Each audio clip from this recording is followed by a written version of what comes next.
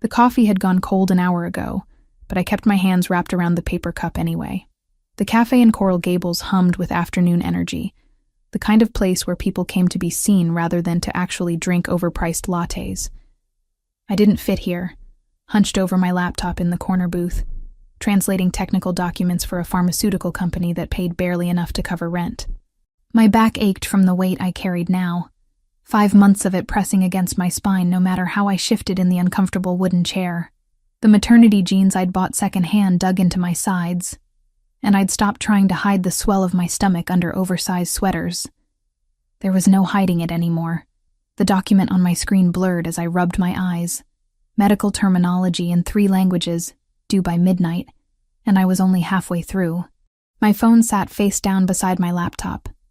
7 missed calls from my divorce attorney that I couldn't afford to return, because every conversation cost me another $100 I didn't have. Amanda? The voice cut through the cafe noise like a blade. I knew it instantly, would have recognized it in my sleep, in my nightmares. I looked up slowly, dreading what I'd see. Ryan Cooper stood 3 feet from my table, his blonde hair perfectly styled, his blue eyes scanning me with an expression that started as surprise and curdled into something uglier. He wore a suit that probably cost more than my car, navy fabric stretched across shoulders he'd always been proud of. The woman beside him was everything I wasn't anymore. Thin, polished, wearing a burgundy dress that clung to her body like a second skin. Wow. Ryan's mouth curved into something that might have been a smile on anyone else. I almost didn't recognize you. My throat closed. I hadn't seen him since the day I'd signed the divorce papers 8 months ago. Hadn't wanted to see him. Had rerouted my entire life to avoid this exact moment. Ryan, my voice came out steady, which felt like a victory. I didn't know you came here. I don't usually. His gaze dropped to my stomach, lingered there with an expression I couldn't read. Clearly you do, though.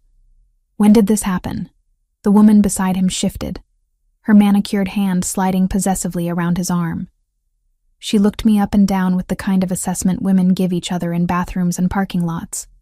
The silent calculation of threat level. I apparently didn't register as one. I should get back to work. I reached for my laptop, but Ryan moved closer, blocking my exit from the booth. Come on, don't be like that. I'm just surprised, that's all. He glanced at his girlfriend, then back at me. You look different. Different. I repeated the word flatly. Yeah, you know. He gestured vaguely at me, and I watched his face arrange itself into false concern. You've gained weight. A lot of it. I mean, I know the divorce was hard, but stress eating isn't the answer, Amanda. You should really take care of yourself. Heat flooded my face. The cafe seemed to shrink around us, other conversations fading into white noise. I was suddenly, acutely aware of every person who might be listening, might be watching Ryan Cooper tell his fat ex-wife that she'd let herself go.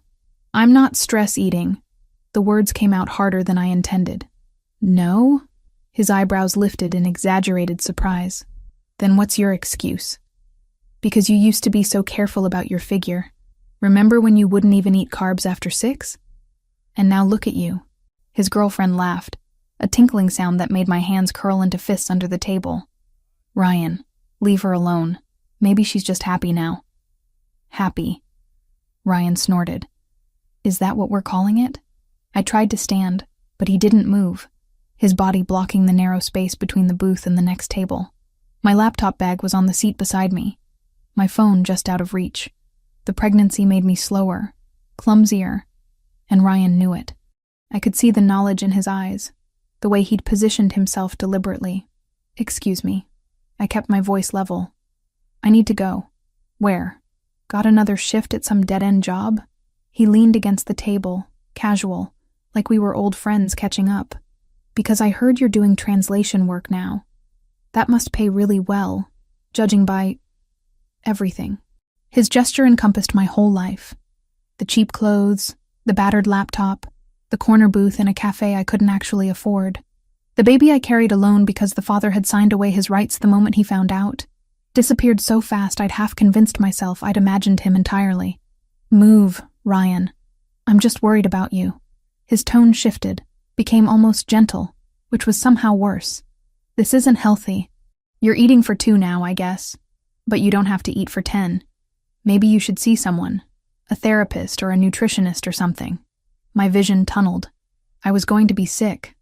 Right here in this expensive cafe with its exposed brick walls and Edison bulbs. I pressed one hand to my stomach, feeling the baby kick against my palm, and wished desperately for the ability to disappear. The lady asked you to move. Either the voice came from behind Ryan, low and controlled, with an accent I couldn't quite place. Italian, maybe, or something close to it. Ryan stiffened, then turned. The man standing there was taller than Ryan, broader, with black hair and dark eyes that seemed to absorb light rather than reflect it. He wore a black suit that fit him like it had been created specifically for his body, and there was something in the way he stood, utterly still and completely relaxed, that made Ryan take an involuntary step backward. Sorry, man. We're just talking. Ryan's voice had changed, lost some of its edge. This is my ex-wife. We're catching up. No. The man's gaze moved to me, held for a moment, then returned to Ryan. You're leaving. It wasn't a question. Wasn't even really a threat. Just a statement of fact, delivered in that same even tone that somehow made the cafe feel colder. Ryan's jaw tightened. Look, I don't know who you think you are, but this is a private conversation. The man didn't respond, didn't move. But something changed in the air around us, and suddenly there were 2 other men standing nearby, both wearing dark suits, both watching Ryan with expressions that suggested they'd be very happy if he gave them a reason to do something other than stand there. Ryan's girlfriend tugged on his arm. Ryan, let's just go. Yeah. Ryan forced a laugh that didn't sound convincing even to him. Yeah, we should grab our table anyway. Good seeing you, Amanda. You should really watch what you're eating, though. For the baby's sake. He walked away quickly, his girlfriend's heels clicking against the tile floor as they disappeared toward the back of the cafe. The stranger watched them go, then turned to me. You okay? I managed a nod, though my hands were shaking so badly I had to clasp them together in my lap. Thank you. You didn't have to do that. Yes, I did. He gestured to the empty seat across from me. May I? Every instinct screamed at me to say no, to gather my things and leave, to not accept help from a man who had 2 bodyguards and moved through the world like he owned it. But my legs felt weak, and I wasn't sure I could stand without embarrassing myself further. Okay. He sat, movements economical and precise. Up close, I could see the faint lines at the corners of his eyes, the shadow of stubble along his jaw, the way his dark eyes assessed me without making me feel judged. He was older than Ryan, maybe late 30s, and carried himself with the kind of confidence that came from never having to prove anything to anyone. I'm Joseph. He didn't offer his hand, seemed to understand that I wasn't ready for touch. Amanda. He repeated it like he was testing the weight of the name. That man. Your ex-husband? Yes. The admission tasted bitter. He's an asshole. A startled laugh escaped me, surprising us both. Yeah, he is. Joseph flagged down a server, a young man who appeared instantly at his elbow. Water for the lady, and whatever she was drinking, but hot this time. I'm fine, really. You're shaking. His tone left no room for argument. The server disappeared, returned within moments with a glass of ice water and a fresh latte that probably cost $12. I wrapped my hands around the cup, letting the heat seep into my palms. Thank you. I meant it. For the coffee and for... before. I have sisters. Joseph's expression softened slightly. 2 of them. I know what it looks like when a man is trying to make a woman feel small. We sat in silence for a moment. Around us, the cafe continued its afternoon rhythm, oblivious to the small drama that had just unfolded. Ryan and his girlfriend were seated at a table near the window, his back deliberately turned to us. Is he the father? Joseph asked quietly. No. The answer came quickly, reflexively. No. The father signed away his rights when he found out. He wanted nothing to do with this. I gestured at my stomach. The swell of life that Ryan had turned into something shameful, something worth mocking in a crowded cafe. Then he's a fool.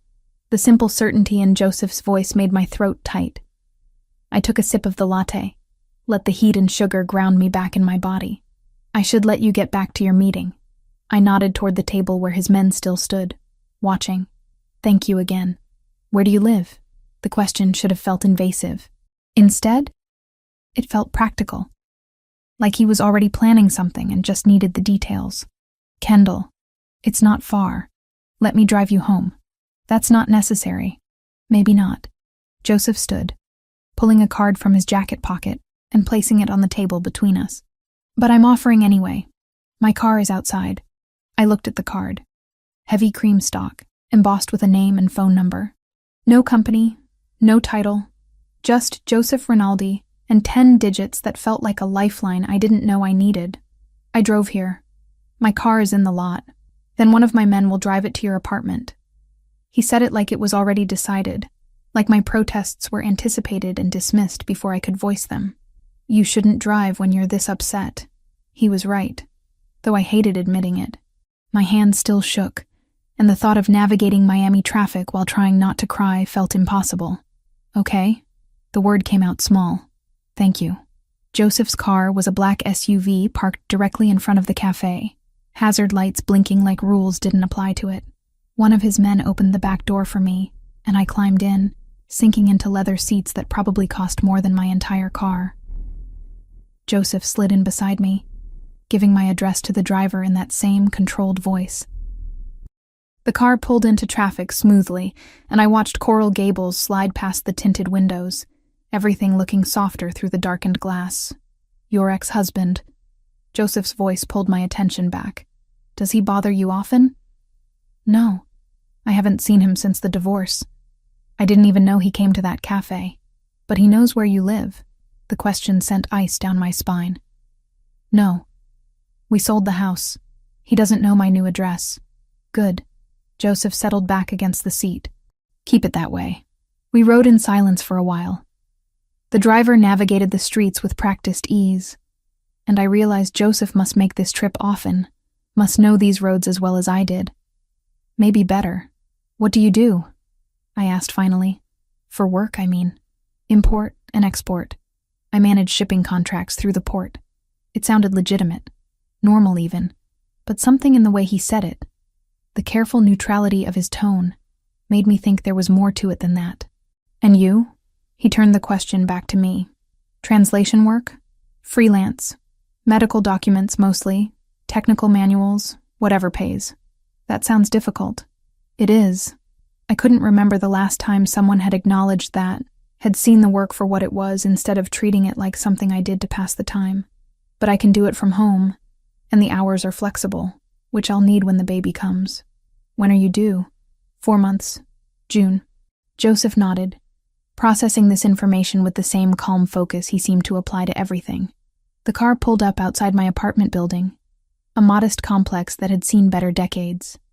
The driver parked smoothly, and Joseph's other man appeared with my laptop bag and purse, items I hadn't even remembered leaving at the cafe.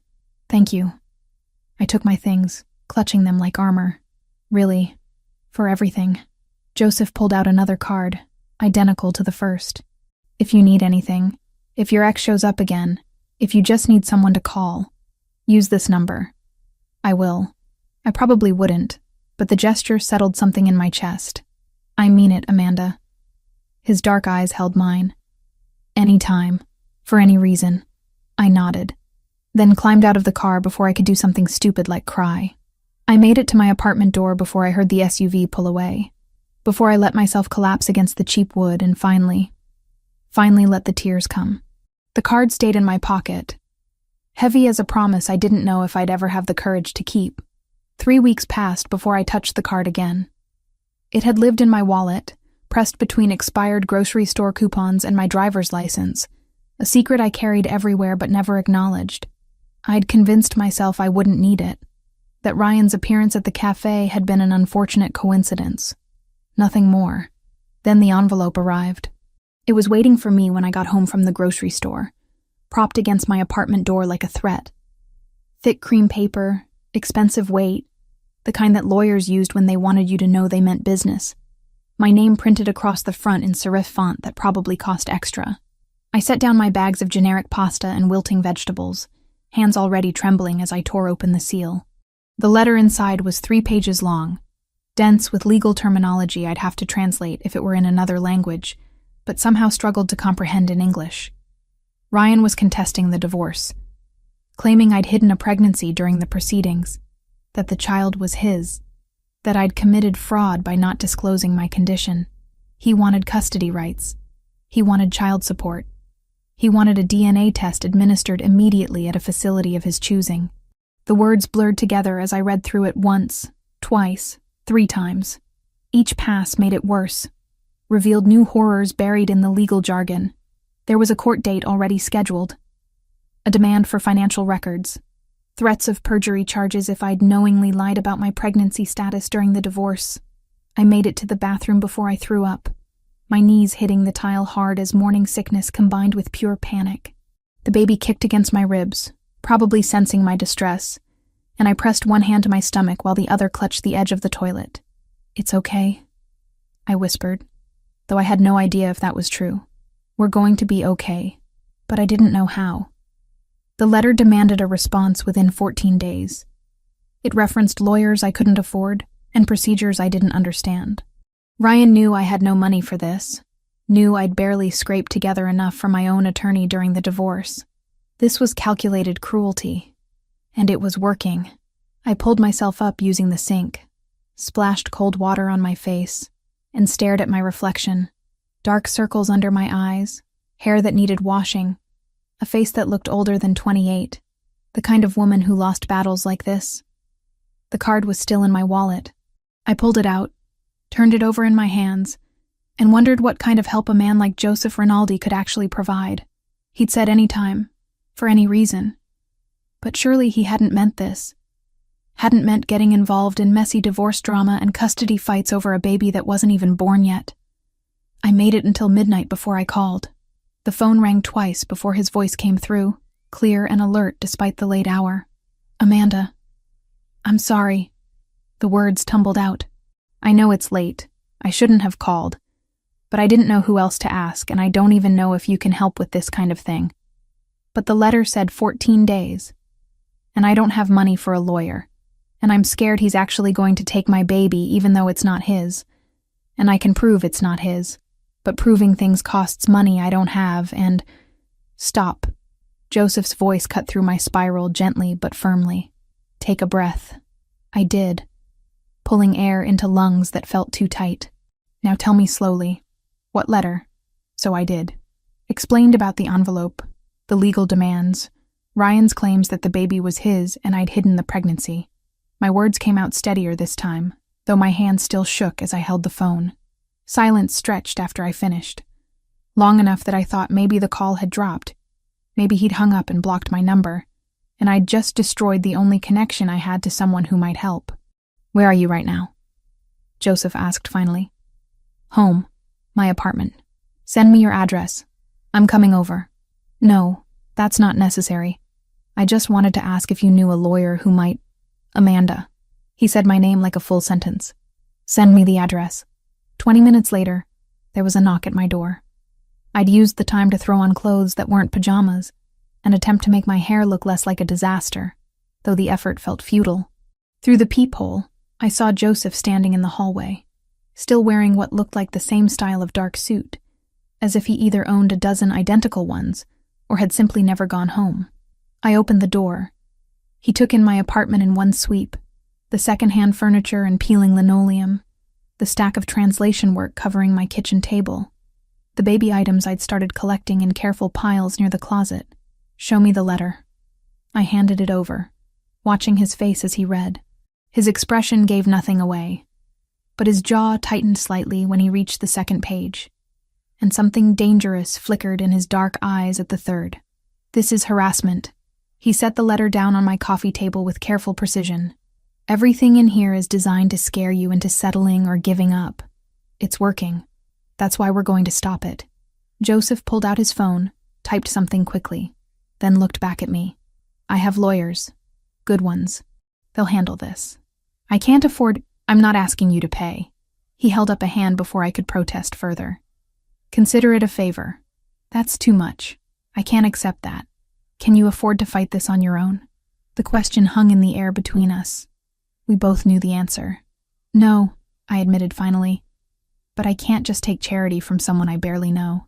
Then don't think of it as charity. Joseph settled into my worn armchair like it was a throne, completely at ease despite the surroundings. Think of it as an exchange. I help you with this legal situation, and you help me with something else. What could I possibly help you with? Translation work. Legitimate contracts for my shipping business. I have documents that come through in 6 different languages, and I pay external services that charge triple what they should, and take twice as long. He gestured at the papers scattered across my table. You clearly know what you're doing. Work for me. I'll pay you properly, and in return, my lawyers make your ex-husband's nuisance lawsuit disappear. It felt too easy, too convenient, but desperation made people accept things they normally wouldn't, and I was desperate enough to drown. What kind of shipping business requires 6 languages? The international kind. Joseph's expression didn't change. Import and export through the port of Miami. We handle cargo from Europe, Asia, South America. The documentation alone is a nightmare. And it's all legal? The contracts you'd be translating? Yes, completely legitimate business. He pulled out another card. This one with a business address printed below his name. Come by the office tomorrow. Meet my attorney, review the contracts, decide if you're comfortable with the work. Why are you doing this? Joseph was quiet for a moment, his gaze moving to the baby items stacked near my closet, then back to me. I told you I have sisters. 2 of them. My older sister, Sophia. She was 22 when she got pregnant. The father disappeared the moment she told him. She was terrified, had no money, no degree yet. Our mother had died the year before. And it was just us. He paused, and something raw crossed his face before he controlled it. I was 19, barely holding things together myself. But I watched her try to do everything alone. Watched her cry at night when she thought I couldn't hear. Watched her get smaller and scared and broken. I swore then that if I ever had the power to help someone in that situation, I would. The honesty in his voice made my throat tight. Is she okay? Your sister? She's a lawyer now. Runs half my business operations. Her son is 16. Plays basketball. Wants to be an engineer. A genuine smile touched Joseph's mouth briefly. She's more than okay. But she shouldn't have had to struggle like that. And neither should you. I looked at the letter on my coffee table, at the threat it represented, then back at Joseph, at this strange man who'd appeared in my life 3 weeks ago, and was now offering me a way out of drowning. Okay, I said. I'll come to your office tomorrow. Good. Joseph stood, pulled a business card from his jacket, and wrote something on the back before handing it to me. That's my personal cell, not the office line. If anything happens before tomorrow, if your ex shows up or contacts you, call me immediately. Thank you.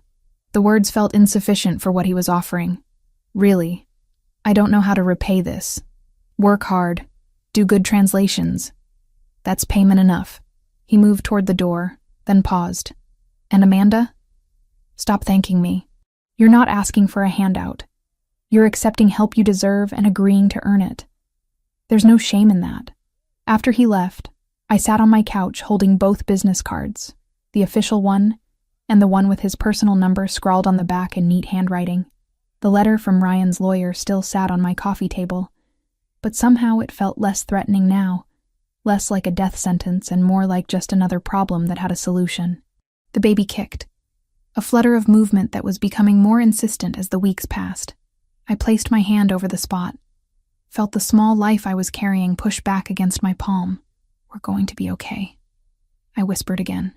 This time, I almost believed it. The next morning, I dressed carefully in the one professional outfit I still owned from my old life, when I'd worked in an office and had business clothes and a 401k.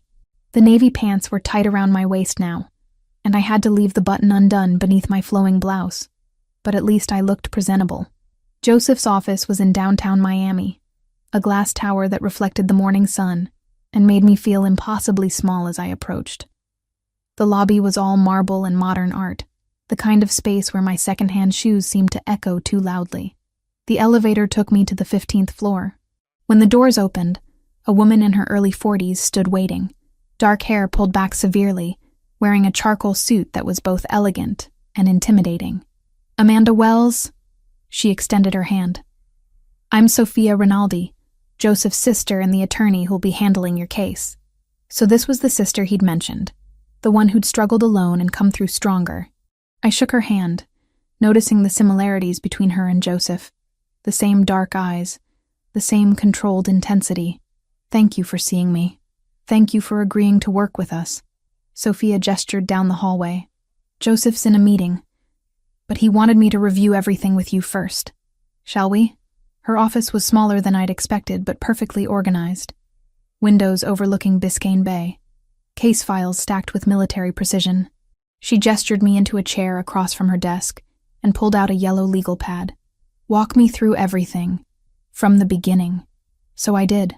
The marriage to Ryan, the emotional abuse that had taken me years to recognize as abuse, the divorce, the brief relationship afterward with a man whose name I'd barely remembered by the time the pregnancy test came back positive, his immediate disappearance when I told him, the papers he'd signed relinquishing all parental rights, witnessed and notarized and filed away in a drawer I tried not to think about. Sophia took notes, asked pointed questions, never once made me feel judged or small. When I finished, she set down her pen and looked at me directly. "Your ex-husband has no case. None. The pregnancy occurred after your divorce was finalized. You have documented proof that another man is the biological father and has waived rights, and Ryan has no legal standing whatsoever." She tapped the legal pad. "This is intimidation, pure and simple. He's counting on you being too scared or too broke to fight back. So what do? We respond with overwhelming force." Sophia's expression was coolly professional. "I'll draft a response that not only refutes every claim, but threatens counter-litigation for harassment. I'll include documentation of the biological father's waiver, medical records establishing conception dates, and a formal demand that he cease all contact with you. Will that be enough? It'll be a start. If he persists, we escalate. But most bullies back down when they realize their target has real resources." She pulled out a contract. "Now, for the work arrangement. Joseph mentioned you do translation. We spent the next hour reviewing contracts, discussing languages and rates that made my head spin. The pay Joseph was offering was more than triple what I made from my freelance work. And the contracts themselves seemed straightforward enough, shipping manifests and cargo declarations and customs documentation. "These are all legitimate?" I had to ask. Sophia's expression didn't change. "The documents you'll be translating are legal business contracts. I can't speak to everything that happens in this office, but what you'll be working on is completely above board." It was as honest an answer as I was likely to get. I signed the contract, watched Sophia file it away with the same precision she applied to everything else. "Joseph believes in helping people who deserve it," she said as I stood to leave. "Don't make him regret this investment." "I won't." She walked me to the door, then paused. "For what it's worth, my brother doesn't do this often. Offer help to strangers. You must have made an impression." I didn't know what to say to that, so I just nodded and left.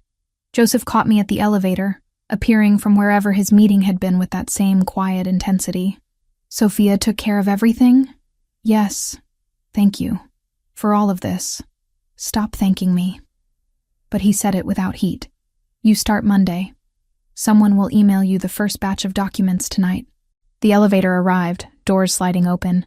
I stepped inside, pressed the button for the lobby, and watched Joseph's face as the doors began to close.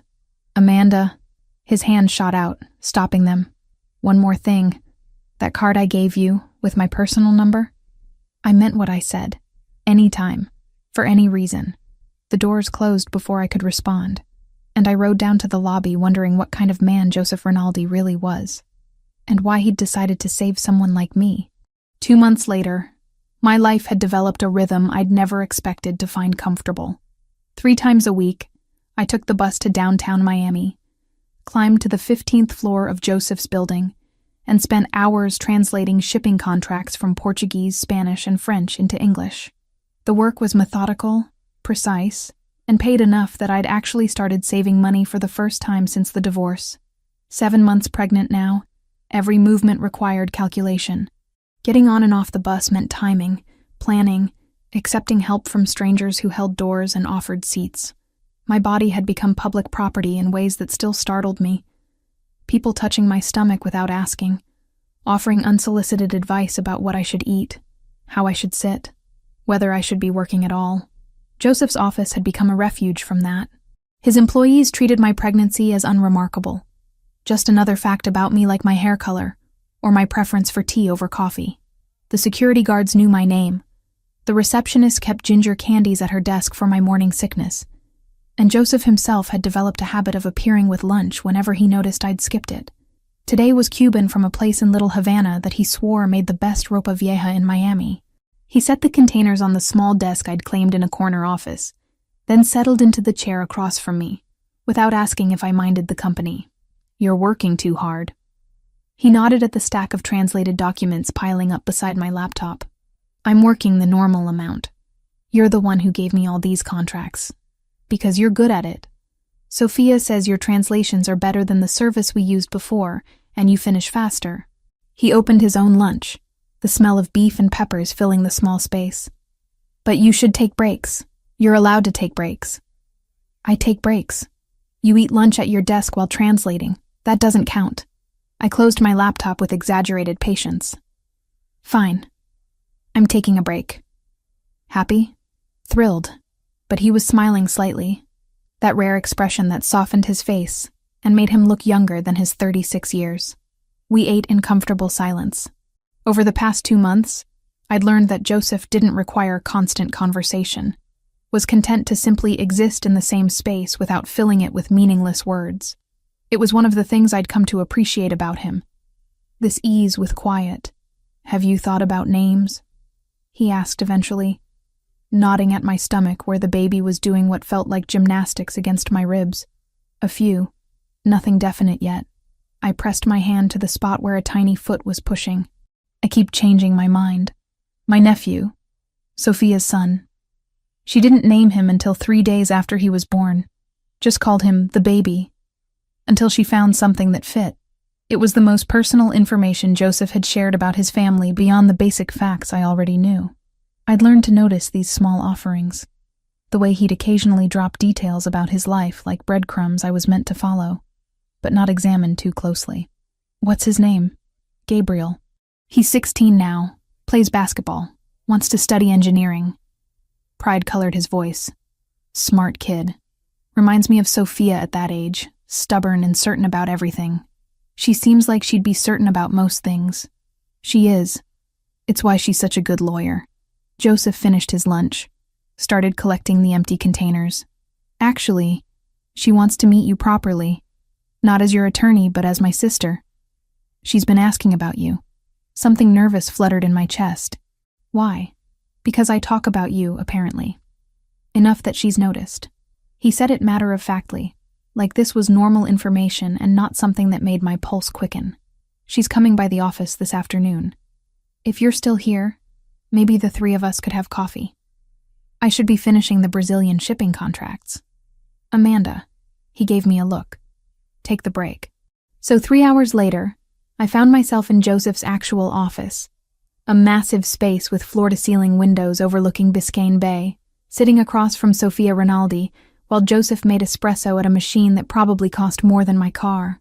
Sophia had softened since our first meeting, or maybe I'd just gotten better at reading her. She wore less formal clothes today, dark jeans and a cream blouse, her hair loose around her shoulders instead of pulled back severely. But her dark eyes still assessed me with that same intensity Joseph had, taking in details I wasn't sure I wanted noticed. "So," she accepted the espresso Joseph handed her. "You've been working here 2 months. How are you finding it?" "Good. The work is straightforward and everyone's been welcoming." "That's not what I asked." Sophia's directness was gentler than it might have been. "I asked how you're finding it. Being here.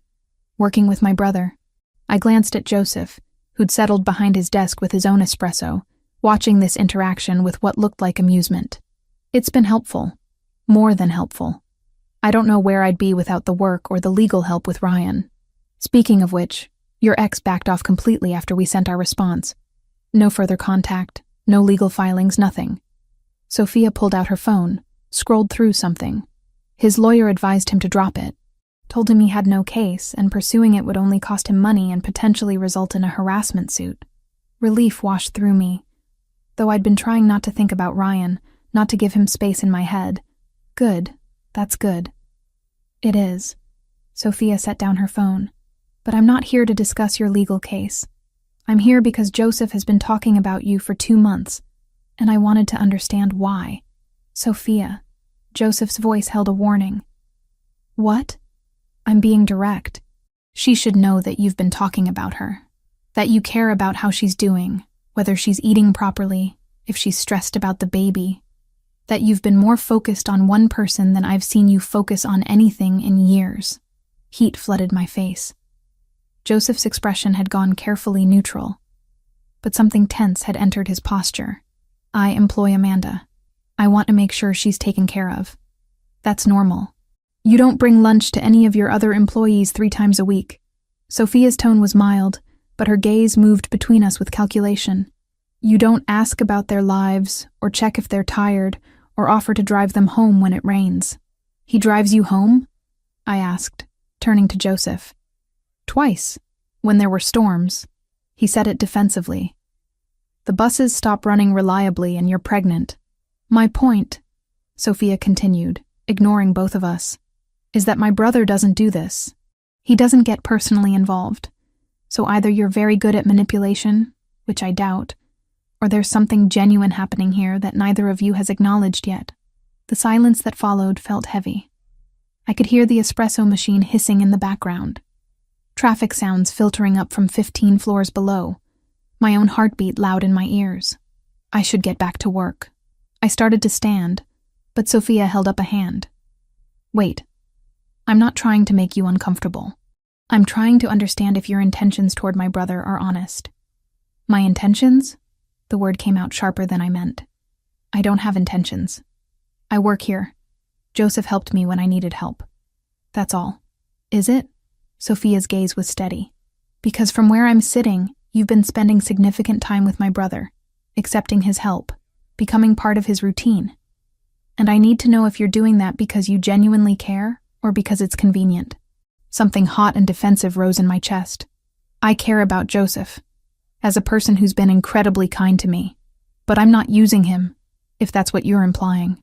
I'm working hard, translating everything you give me, trying to earn what he's providing. That's not an answer to my question. Sophia, that's enough. Joseph's voice cut through the tension.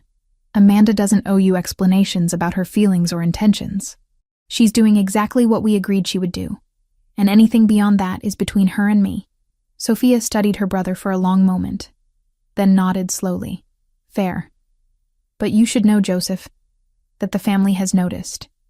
They're asking questions about the pregnant woman who works in your office, who you bring lunch to, who's suddenly very important to you. Let them ask. They'll want to meet her eventually. Then they'll meet her when the time is right. Joseph's tone left no room for argument. Sophia stood, smoothing her jeans. I'll leave you two alone. Amanda, it was good talking to you. Really. I apologize if I came on too strong. Protective sibling instinct. After she left, the office felt too quiet. I stared at my espresso, watching the crema dissolve, trying to process what had just happened. I'm sorry about that. Joseph broke the silence. Sophia means well, but she can be intense. She's protective of you. I understand that. Still, she shouldn't have put you on the spot like that. He came around the desk, leaned against it so we were closer to eye level. What she said about me talking about you, about bringing you lunch, it's all true. I do care about how you're doing. More than I probably should for someone who's just an employee. My heart was beating too fast. Joseph, I'm not asking for anything. He continued quietly. I'm just being honest. You've been through enough without me adding complications. But I want you to know that Sophia was right. You're not just an employee to me anymore. I should have said something safe. Something that maintained the careful distance we'd been keeping. Instead, I heard myself ask, then what am I? I don't know yet. His dark eyes held mine. But I'd like to find out. If you're interested. The baby chose that moment to kick hard enough that I gasped, pressing my hand to my stomach. Joseph's gaze dropped to where my hand rested, and something shifted in his expression. "Can I?" He gestured at my stomach. No one had asked permission before. They just touched. Assumed they had the right. The fact that Joseph asked made me nod before I'd fully thought through what I was agreeing to. His hand was warm through the fabric of my shirt, gentle as he placed it where the baby was moving. We stayed like that for a moment, his palm over my stomach, both of us feeling the small life I carried push back against the pressure. "That's incredible," he said softly. "It's weird." "That's what it is." But I was smiling. Feels like there's an alien in there sometimes. A very active alien. He pulled his hand back, but didn't step away. "Have you thought about what happens after? After the baby comes?" I try not to think too far ahead. It's overwhelming. You'll need help. Someone to watch the baby while you work, or time off to recover, or just someone to be there when things get hard. I'll figure it out. The words came automatically. The same response I'd given everyone who'd asked. You don't have to figure it out alone. Joseph's voice was steady, certain. That's what I'm trying to say. Whatever you need, whatever the baby needs, I want to help. Why? The question that had been building for 2 months finally escaped. Why do you care this much about someone you barely know? I told you about Sophia, about watching her struggle. That's part of it. He was quiet for a moment. But it's also you. The way you keep showing up, keep working hard, keep moving forward even when things are difficult. The way you didn't let your ex make you small, even when he tried. You're stronger than you think you are, Amanda. And I find that compelling. No one had ever called me compelling before. The word settled into my chest, warm and unexpected. I should get back to those Brazilian contracts, I said finally, because I didn't know what else to say, how to respond to this man who'd somehow become central to my life without either of us planning it. Take them home. Work tomorrow instead. Joseph moved back behind his desk, giving me space again. You've been here since 8 this morning. That's enough for today. I gathered my things, hyper-aware of his presence as I packed up my laptop. At the door, I paused, turned back. Joseph. What Sophia asked about my intentions. I do care about you. More than I probably should, too. His expression softened. Good. That makes this less complicated. Or more complicated. Maybe, but I've never been afraid of complicated. I left before I could say anything else. Anything that might push us past the careful line we'd been walking. But as I rode the elevator down to the lobby, I touched my stomach where his hand had rested, and wondered what it meant that I wanted him to touch me there again. Wanted him to be part of this in ways I hadn't let myself imagine before. The baby kicked in response, and I took it as agreement. The contraction hit while I was translating a Portuguese customs declaration, a sudden tightening across my abdomen that made me gasp and grip the edge of my desk. 8.5 months, still 2 weeks before my due date, and my body had apparently decided it was done waiting. I breathed through it, counting seconds the way the online videos had taught me, waiting for it to pass. When it did, I checked the time on my laptop. 10 in the morning. Joseph was in a meeting with potential shipping partners. Something about expanding routes to Argentina that Sophia had mentioned would take at least 2 hours. 20 minutes later, another contraction came. Stronger this time, sharp enough that I had to stand and pace the small office, one hand pressed to my lower back. This wasn't practice. This was real, and it was happening too fast. I pulled out my phone with shaking hands, pulled up Joseph's contact. He'd told me to call any time, but interrupting his meeting for this felt like overstepping some invisible boundary we'd been carefully maintaining for weeks. The third contraction made the decision for me. He answered on the first ring. Amanda? What's wrong? I think I'm in labor. My voice came out steadier than I felt. I'm sorry. I know you're in a meeting, but the contractions are getting closer, and I don't think I should take the bus to the hospital and... Stay where you are. I'm coming. The line went dead. I managed to gather my laptop and purse before the next contraction hit. This one strong enough that I had to lean against the desk and focus on breathing. The baby had been active all morning, pressing against my ribs and spine like it was trying to find an exit. Joseph appeared in less than 5 minutes, still wearing his suit jacket, his face composed but his eyes sharp with concern. He took in my position against the desk, the way I was breathing through another contraction, and moved immediately to my side. How far apart? His hand settled on my back, applying gentle pressure that somehow helped. Maybe 15 minutes? They started about an hour ago. Okay, we're going to Baptist Hospital. I already called ahead, they're expecting you. He helped me straighten as the contraction passed, then retrieved my bags with his free hand. Can you walk? Yes, I'm fine. Really, it's just... Another contraction cut me off, and Joseph's arm came around my waist, supporting my weight. You're not fine. You're in labor. Stop pretending otherwise. The elevator ride down felt eternal.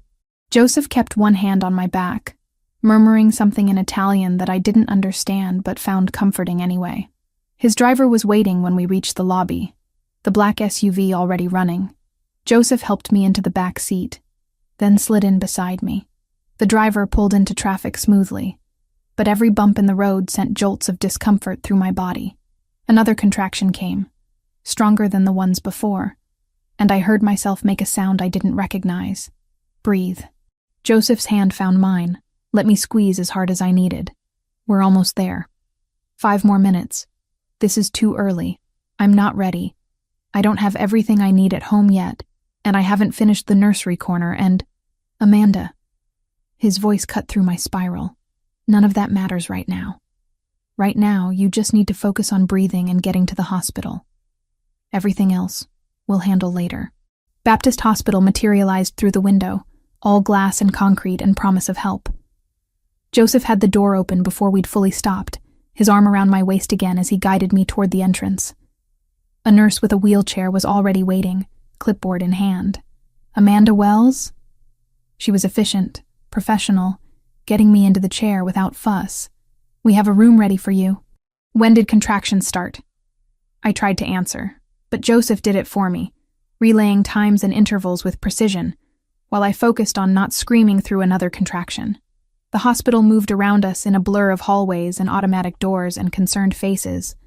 Someone put a hospital gown in my hands. Someone else hooked monitors to my stomach.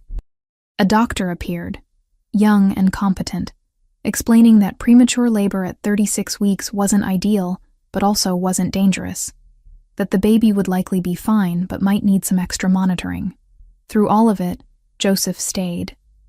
He answered questions when I couldn't, held my hand when the contractions peaked, spoke to the medical staff with the same calm authority he brought to everything. When the doctor asked if he was the father, he didn't correct them, just said he was staying regardless. You don't have to. I managed between contractions. This wasn't part of our agreement. You've already done enough. Stop talking about agreements. He brushed damp hair from my forehead. I'm staying because I want to. Because you shouldn't do this alone. The labor progressed faster than anyone expected. 4 hours of increasing pain, of breathing techniques that stopped working, of nurses checking dilation and making encouraging sounds that felt condescending, until suddenly they weren't. Suddenly it was time to push, and there were more people in the room, and Joseph was beside me saying things I couldn't quite hear over the roaring in my ears. One more push, Amanda. You're almost there. I pushed, felt something give and shift, and then suddenly release. A cry filled the room, high-pitched and angry and perfect. The doctor held up a small, red-faced creature that was somehow mine. Somehow real. It's a boy. The nurse took him, began cleaning and wrapping while I lay back against the pillows. Exhausted beyond anything I'd known was possible. 6 pounds, 2 ounces. Small but healthy. Good lung capacity, clearly. They placed him on my chest moments later, this tiny person with dark hair and eyes that weren't quite focused yet, still adjusting to existence outside my body. He was warm and solid, and terrifying in his fragility. Hey, my voice came out cracked. Hey, you decided to come early, huh? The baby made a small sound. Not quite a cry, more like a complaint about the general state of things. I touched his tiny hand, watched his fingers curl reflexively around mine. When I looked up, Joseph was standing a few feet away, staring at the baby with an expression I'd never seen on his face before. Something raw and unguarded, like he was watching something miraculous happen, and didn't quite know how to process it. Do you want to hold him? I asked. Joseph moved closer slowly, like he was afraid sudden movement might break something. The nurse showed him how to support the head, how to cradle the small body against his chest. When she transferred the baby to his arms, Joseph's whole demeanor changed, became even more careful, more present. "He's so small." Joseph's voice was barely above a whisper. "He's actually good-sized for premature. The doctor said he'll probably be fine after a few days of monitoring." Joseph walked to the window, still holding the baby, looking down at the small face with the kind of focus usually reserved for business deals and shipping contracts. I watched them together. This man who'd somehow become central to my life and the baby I'd been preparing to raise alone, and felt something shift in my chest that I couldn't quite name. The nurse took the baby back eventually, said he needed to go to the NICU for observation, but that I could visit in a few hours. The room emptied gradually, leaving just me and Joseph in the sudden quiet. He pulled a chair close to the bed, sat down heavily. "You did incredible." I screamed a lot. "You gave birth. You're allowed to scream." He was quiet for a moment. "Have you thought about what you're going to name him?" "Daniel." The name had come to me sometime during labor, between contractions and panic. Daniel Wells. It means God is my judge in Hebrew. Seemed appropriate. Daniel. Joseph tested it. It suits him. We sat in comfortable silence, exhaustion pulling at both of us. Through the window, Miami sprawled in afternoon sunshine, oblivious to the small miracle that had just happened 15 floors up. "Amanda." Joseph's voice was serious. "I need to tell you something, and I need you to listen without interrupting." Anxiety tightened in my stomach. "Okay, I didn't plan this. Didn't plan to care about you the way I do. When I helped you in that cafe 2 months ago, I thought it would be a one-time thing. A favor for someone in a bad situation, and then we'd both move on." He leaned forward, elbows on his knees. "But that's not what happened. Joseph, you said you'd listen." His tone was gentle but firm. "Over these past 2 months, watching you work, talking to you, seeing how you handle everything with such determination, I fell in love with you. Not because you're vulnerable, or because I have some savior complex, but because you're strong and honest, and you make me want things I'd convinced myself I didn't need." My throat felt tight. "What things?" "A family. A home that's more than just a place I sleep. Someone to share things with beyond business and obligations." He held my gaze. "I want to be there for Daniel. Not as a favor or an employer, but as someone who cares about him because I care about you. I want to be his father, if you'll let me. I want to be part of your life in every way you're willing to have me." Tears were sliding down my face before I could stop them. "I'm a mess. I have a newborn baby and no real career, and an ex-husband who might cause problems, and I come with so much baggage. I don't care about any of that." Joseph moved to sit on the edge of the bed, careful not to jostle me. "I care about you. About the woman who keeps showing up every day, who works hard, who protected her baby from someone who tried to take him before he was even born. That's who I fell in love with. I love you too." The admission felt easier than I expected. I've been trying not to, trying to keep things professional and appropriate. But I love you. He kissed me then, gentle and careful, mindful of everything I'd just been through. When he pulled back, his hand came up to cup my face. "Then let me do this. Let me be there for you and Daniel, not as your boss or your benefactor, but as someone who wants to be part of your family. What if you change your mind? What if you realize this is too much responsibility?" "I won't." His certainty was absolute. "I've been responsible for people my entire adult life. I raised my sisters after our parents died, built a business, made decisions that affected hundreds of employees. But I've never wanted any of it the way I want this. Want you." A nurse knocked before entering, checking monitors and vital signs, breaking the moment, but not the feeling that had settled between us. After she left, Joseph stayed on the edge of the bed, holding my hand. "I need time to process," I said finally. "Not because I don't believe you, but because this is huge and I'm exhausted and I just gave birth and I can't make life-changing decisions right now." "That's fair." He brought my hand to his lips, kissed my knuckles. "Take all the time you need. I'll wait. What if I take months? Then I'll wait months." What if Daniel keeps you up all night crying and you hate it? Then I'll be tired and still here. His expression was soft. I'm not going anywhere, Amanda. That's what I'm trying to tell you. Whatever this takes, whatever you need, I'm staying. The baby was brought back 2 hours later, cleared for rooming in since his vital signs were strong and he was feeding well. Joseph was still there, had never left despite the uncomfortable chair and the long hours. He watched me try to figure out breastfeeding with a patience I didn't deserve, called the nurse when I couldn't get Daniel to latch properly, held the baby while I dozed off between feedings. When I woke in the early evening, soft light filtering through the window, Joseph was standing by the glass with Daniel in his arms, speaking quietly in Italian. I couldn't understand the words, but the tone was unmistakable. It was the sound of someone making promises, offering protection, claiming family. Daniel made a small sound of contentment, and Joseph looked down at him with that same unguarded expression from earlier. Then he glanced up, saw me watching, and smiled. He likes Italian, apparently. What were you saying to him? That he's safe, that he's loved, that no one will ever hurt him if I have anything to say about it. Joseph carried Daniel back to the bed, transferred him carefully to my arms. Basic promises, the kind fathers make. You're already acting like his father. That's because I already think of him as my son. Joseph's hand rested on Daniel's head, so large against the tiny skull. If you'll let me. I looked at this man who'd appeared in my life at my lowest point, who'd offered help without conditions, who'd fallen in love with me somewhere between translation contracts and Cuban lunches. Then I looked at my son, at the life we'd created from circumstance and necessity, and something that had grown into much more. Okay, I said. Yes. Be his father. Be part of this family we're building.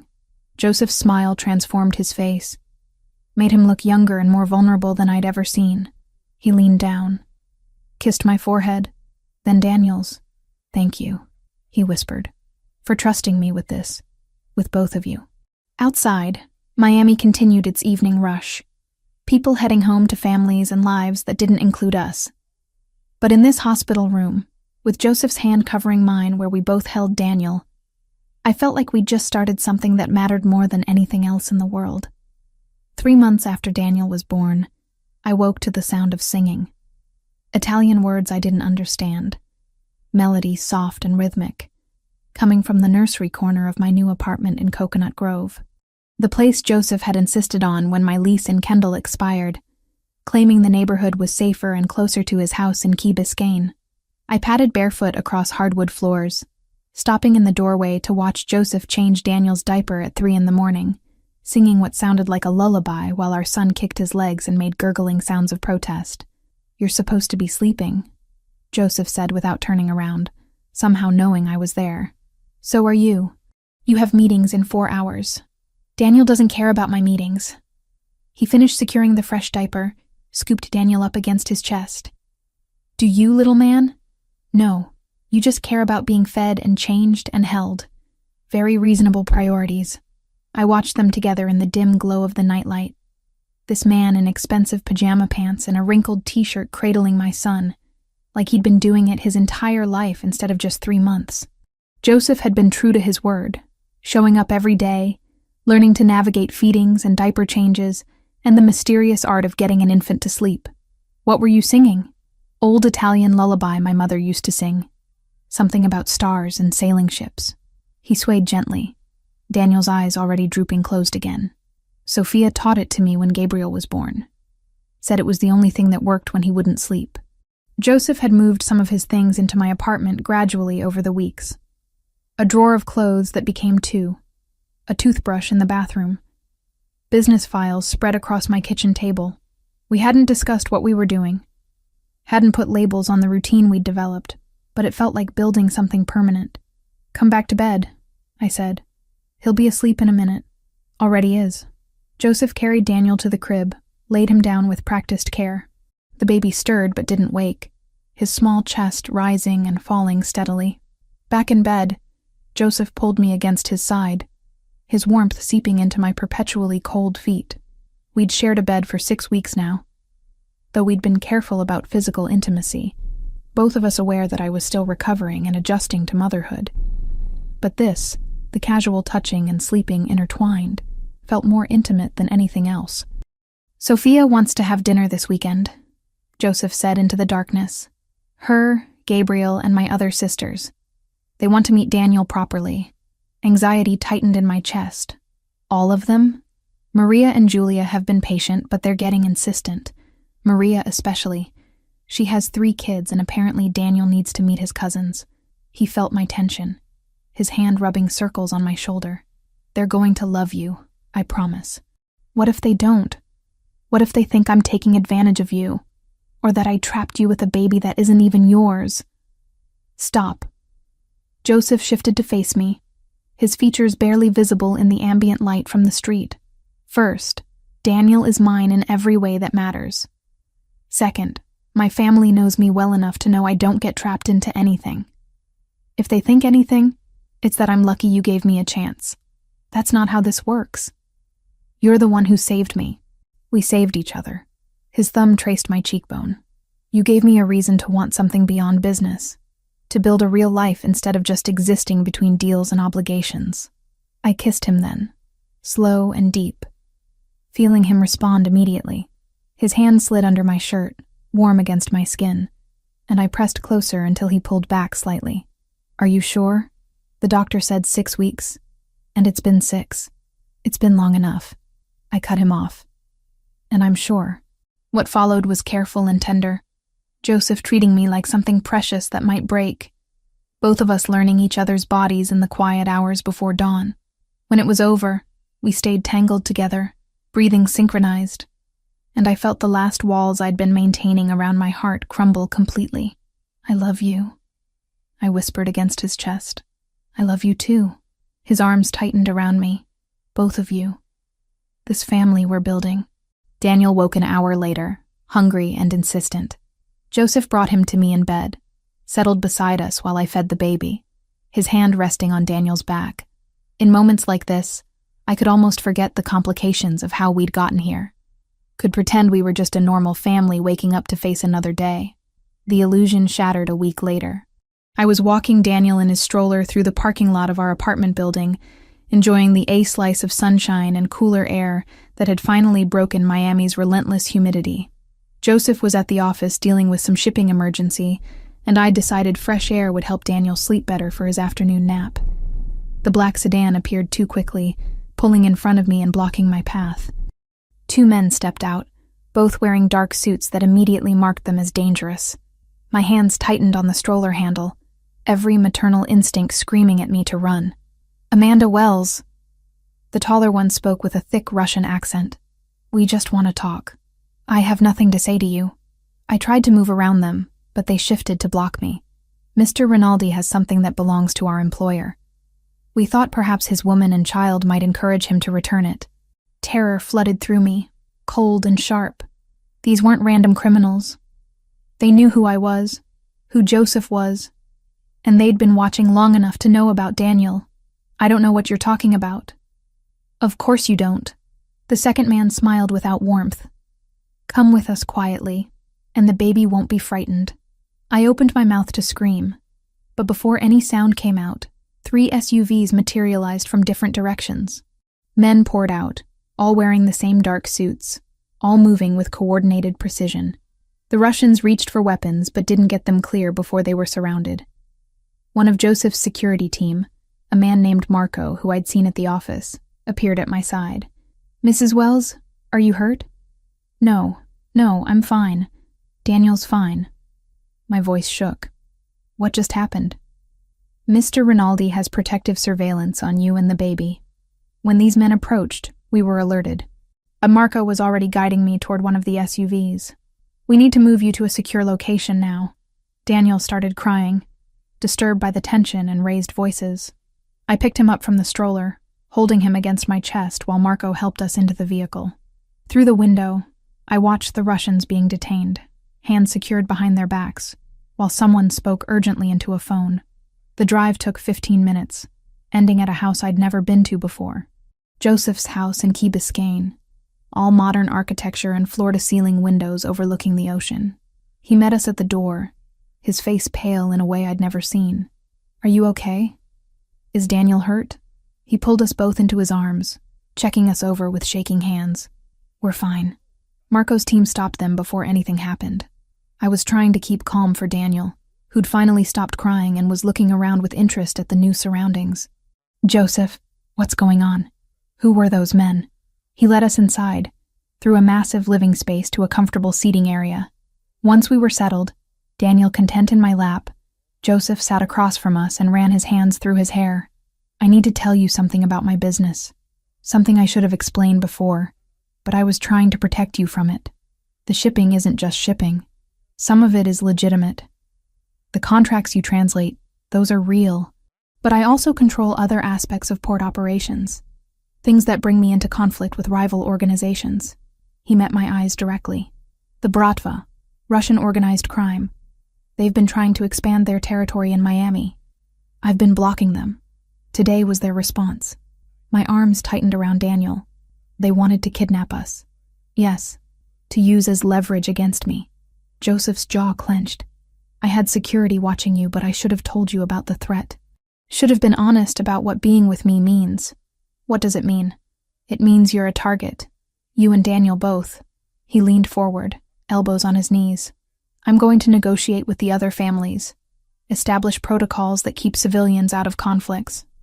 But until that's done, you'll have security everywhere you go. Marco's team will be assigned specifically to you and Daniel. The reality of his world crashed over me. This wasn't just about shipping contracts and import licenses. Joseph was part of something dangerous, something that could get us killed. I can keep you safe. His voice was urgent. I have the resources, the connections, but I'll understand if you want to walk away. If you take Daniel and leave Miami entirely, I'll make sure you have everything you need. Money, protection from a distance, a new life somewhere safe. You're asking me to choose between you and Daniel's safety. I'm giving you the choice I should have given you before. Joseph's expression was anguished.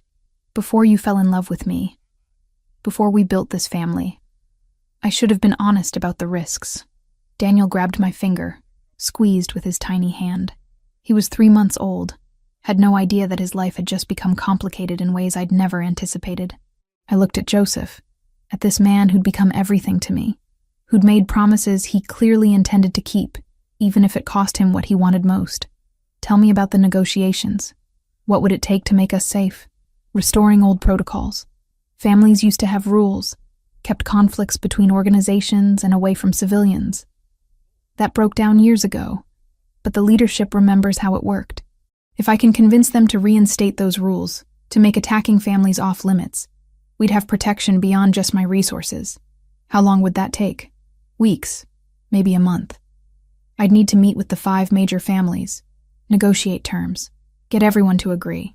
He watched me carefully. It won't eliminate all danger. Being with me will always carry some risk. But it would be manageable risk, the kind you can live with. I thought about my apartment in Coconut Grove, about the life I'd been building with translation work and carefully saved money, about doing it alone, raising Daniel without Joseph, always looking over my shoulder for threats I didn't know how to identify. Then I thought about 3 a.m, Joseph singing Italian lullabies, about the way he looked at Daniel like he was the most important thing in the world, about falling asleep wrapped in his arms and waking up to a family I'd never expected to have. I'm not leaving. The words came out stronger than I felt, but I need you to be honest with me from now on, about threats, about your business, about everything. I can't protect Daniel if I don't know what we're facing. Relief washed over Joseph's face. I'll tell you everything. No more secrets. And I want to learn. Self-defense, situational awareness, whatever I need to know to keep him safe. I'll arrange it. Marco can train you, and we'll make sure you're never vulnerable again. Joseph moved to sit beside me, his hand covering mine where it rested on Daniel's back. Are you sure about this? Really sure? No, I'm terrified. I leaned against his shoulder, but I love you. And Daniel deserves to have you as his father. So we figure out how to make this work. Daniel chose that moment to spit up on my shirt, completely oblivious to the life-changing conversation happening around him. Joseph grabbed a burp cloth, helped me clean up, and the mundane normalcy of it made me laugh despite everything. Welcome to my world. Joseph said dryly. Where international crime negotiations happen between diaper changes. Sounds exhausting. It is. He kissed my temple. But it's worth it. Over the next week, Joseph was true to his word. He explained his operations in detail, the legitimate businesses that provided cover, the less legitimate activities that actually funded everything.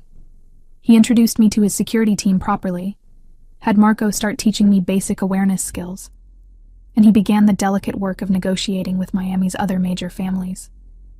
Sophia became a regular presence, helping me understand the politics of Joseph's world, while also somehow becoming my friend. She brought Gabriel one afternoon.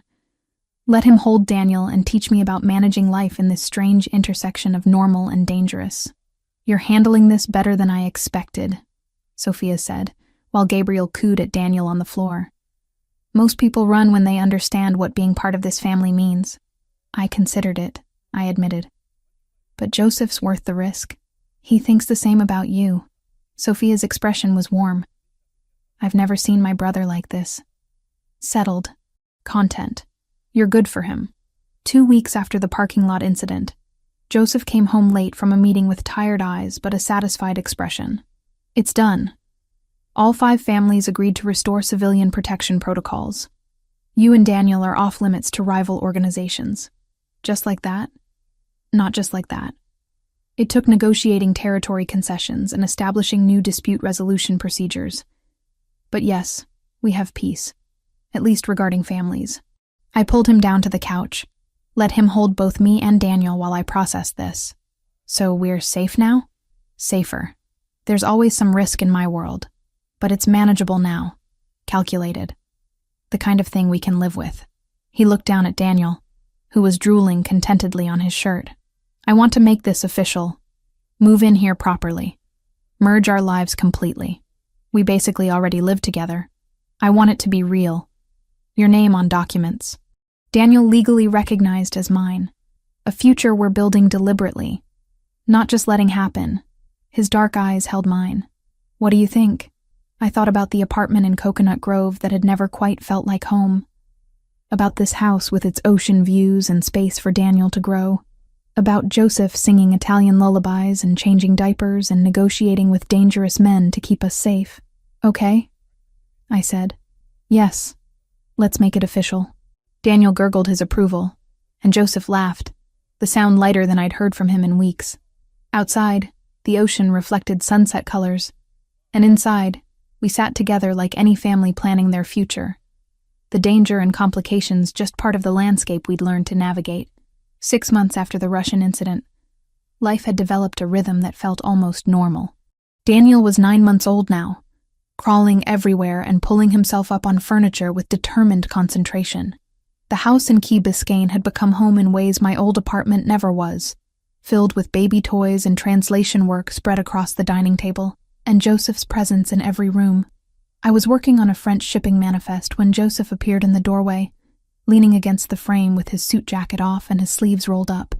He'd been in meetings all afternoon with potential partners from Barcelona, but the tension around his eyes suggested it hadn't gone well. Bad day? I saved my work and turned to face him. Complicated day. He crossed to where I sat, pressed a kiss to the top of my head. Where's Daniel? Napping, finally. He fought it for an hour. I caught his hand. Want to talk about the complicated part?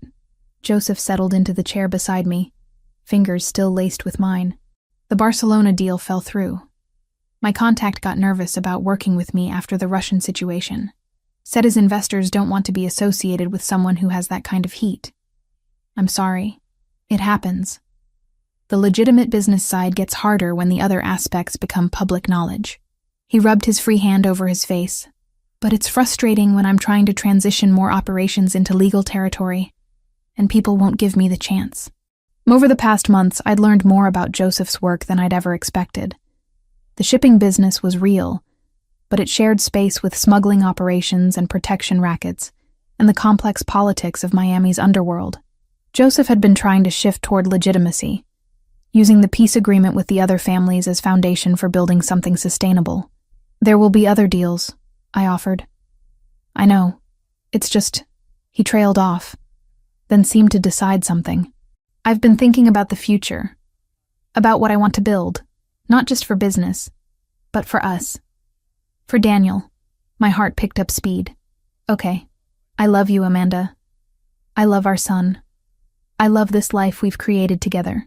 Joseph pulled something from his pocket, a small velvet box that made my breath catch. I want to make it permanent. Legal. I want you to marry me. He opened the box to reveal a ring. Simple platinum band with a single diamond that caught the afternoon light streaming through the windows. Not ostentatious, not trying to prove anything. Just beautiful. Joseph, before you answer, I need you to understand what you're agreeing to. Marriage to me means accepting everything about my world, the danger and the complications, and the fact that I'll probably never be completely legitimate no matter how hard I try. His thumb rubbed circles on my hand. It means Sophia and Maria and Julia becoming your sisters officially, with all the interference that brings. It means raising Daniel in a world where security is always necessary, and normal families look at us differently. Are you trying to talk me out of saying yes? I'm making sure you know what you're choosing. His dark eyes were serious. Because once we do this, once we're married, you're part of the family in ways you can't undo. The other families will see you as my wife, which brings both protection and scrutiny. Your life will never be simple again. I thought about the past 7 months, about Joseph appearing in the hospital room at 3 a.m, because Daniel had a fever and I was scared, about him teaching me to shoot at a private range, insisting I know how to protect myself and our son, about the way he'd seamlessly integrated into every part of my life, from translation work to midnight feedings, never once making me feel like a burden. My life stopped being simple the moment Ryan mocked me in that cafe and you decided to help. I squeezed his hand. Everything since then has been complicated and scary and better than anything I had before. So yes, Joseph, I'll marry you. The relief and joy that crossed his face made him look younger, more vulnerable. He slipped the ring onto my finger, then pulled me into his lap and kissed me with the kind of intensity that still made my pulse race after all these months. Thank you, he murmured against my mouth, for trusting me with this. With you and Daniel. Thank you for asking properly, instead of just assuming. I settled against his chest, admiring the ring on my hand. When were you thinking? For the wedding? Soon. I don't want to wait. His arms tightened around me, but I want it done right. Family present, everything legal and official. Maybe a month. That's fast. I've waited long enough to make you my wife. I'm not interested in long engagements. Daniel's cry came through the baby monitor, his nap apparently over. Joseph released me reluctantly, but we went to the nursery together, finding our son standing in his crib with his arms reaching up. Hey, little man. Joseph scooped him up, and Daniel immediately grabbed at his face with sticky fingers. Want to hear some news? Your mom said yes. We're getting married. Daniel gurgled, more interested in trying to eat Joseph's watch than in family announcements. I leaned against the doorframe, watching them together and trying to reconcile this domestic scene with the reality of Joseph's world. We should tell your sisters, I said, before they find out some other way and get offended. Sophia probably already knows. She has an uncanny ability to figure things out before I tell her. But Joseph pulled out his phone anyway, texting with one hand while Daniel tried to grab it with both of his. The response came within seconds. Sophia's reply was simply, "Finally. Dinner at my place tomorrow. Everyone will be there." Tomorrow? I felt panic rising. That's not enough time to prepare. Prepare for what? They already love you. Joseph settled Daniel on his hip. Sophia wouldn't let me hear the end of it if I married someone she didn't approve of, and Maria's been asking when I'm going to make it official for months. But I should bring something, or dress appropriately, or... Amanda. He cut off my spiral. Your family already. Tomorrow is just the formal announcement. They're going to be happy, not judgmental. He was right, of course. The next evening at Sophia's house in Coral Gables, surrounded by his sisters and their families, the reaction to our engagement was enthusiastic support. Maria hugged me so hard I lost my breath, while Julia cried and immediately started planning wedding details I hadn't even considered yet. Sophia pulled me aside while the others cooed over Daniel and discussed catering options. You're good for him, she said without preamble. I wasn't sure at first. Thought maybe you were just in a bad situation and he was your way out. But watching you these past months, the way you handle his world without losing yourself in it, I understand why he loves you. Thank you. That means a lot. Don't thank me yet. But Sophia was smiling. Being part of this family is work. We're loud and opinionated, and we will absolutely interfere in your life. But we're also loyal, and we protect our own. You're one of us now. Gabriel, Sophia's 16-year-old son, appeared at my elbow. Can I hold Daniel again? He likes when I make faces at him. I handed over my son, watching Gabriel settle on the couch with practiced ease, making exaggerated expressions that had Daniel laughing his gurgling baby laugh. This was the family I was marrying into. Complicated and loud and full of love that showed itself through constant presence and fierce protection. Joseph found me later on the back patio, looking out at Sophia's carefully landscaped garden. Overwhelmed yet? Little bit? I leaned against his side. Your family is intense. That's a polite way of saying they're a lot. He wrapped an arm around my waist. But they mean well, and they're genuinely happy about us. I can tell. Maria's already trying to plan a bridal shower. Let her. It'll make her happy, and you'll end up with ridiculous gifts that somehow become essential. Joseph's tone was fond. That's how this family works. We involve ourselves in everything. Inside, I could hear someone arguing about whether the wedding should be in a church or outdoors, voices rising with passionate opinions. Daniel's laugh punctuated the debate, reminding me that all of this, the chaos and the love and the complicated politics, was for him, to give him a family that would surround him with protection and acceptance. Months had slipped by in a blur of night feedings, cautious laughter, and the strange steadiness that came from surviving together. Daniel was getting close to his first birthday now, sturdier, louder, more curious every day. And sometimes I caught myself thinking we might actually be okay. I'm pregnant. The words escaped before I'd fully processed them. Joseph went very still. What? I took a test this morning. I was going to wait to tell you, make it special somehow, but I turned to face him. We're having another baby. I'm about 6 weeks along. The joy that transformed his face was immediate and complete. He pulled me close, one hand coming to rest on my still flat stomach. Another baby. When? July, probably. I'll need to see the doctor to be sure. Daniel will have a sibling close in age. Joseph's voice was thick with emotion. That's good. They'll grow up together. Are you happy? I know we didn't plan this, and the wedding is already complicated enough without adding pregnancy. I'm thrilled. He kissed me, slow and deep. Scared. Because now I have even more to protect. But thrilled. We stood like that for a moment, his hand on my stomach, both of us absorbing this new reality. Through the windows I could see his family gathered in Sophia's living room. Gabriel still holding Daniel, Maria and Julia gesturing animatedly about something. This would be our child's family too. This loud, loving, complicated group. We should tell them, Joseph said finally. Now? I just told you 5 minutes ago. They're all here. Might as well share the news while we have everyone together. His expression was mischievous. Plus, it'll derail the wedding planning arguments, which I find exhausting. Back inside, Joseph cleared his throat for attention. The room quieted gradually, everyone turning to look at us with expectant faces. We have more news. He kept his arm around my waist.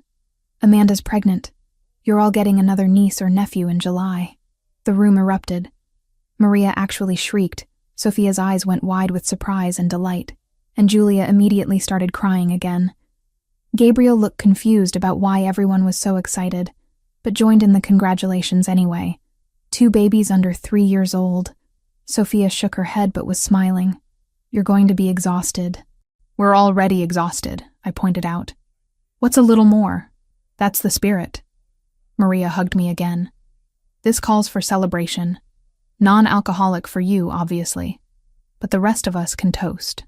The evening dissolved into planning and celebration, Joseph's family already incorporating this new member into their expectations and excitement. I watched them pass Daniel around, saw how naturally they included him in every conversation, and felt the last of my reservations about marrying into this family ease. Later, after we'd returned home and put Daniel to bed, Joseph and I lay in the darkness of our bedroom. His hand rested on my stomach, though there was nothing to feel yet, except the knowledge that something was growing there. "Thank you," he said quietly. "For getting pregnant? I'm pretty sure you participated in that. For choosing this. For choosing me in this complicated life. For giving Daniel siblings and making a family with me." His thumb traced circles on my skin. "I never thought I'd have this. Never let myself want it because my world seemed too dangerous for this kind of happiness. It is dangerous, but it's also ours." I covered his hand with mine. "We'll figure out how to keep them safe. Both of them. All of you." Joseph shifted to hover over me, his weight on his elbows. "You, Daniel, this new baby, and any other children we decide to have. That's my job now. Keeping all of you safe and happy. That's a big job. I've handled bigger." But his expression was serious.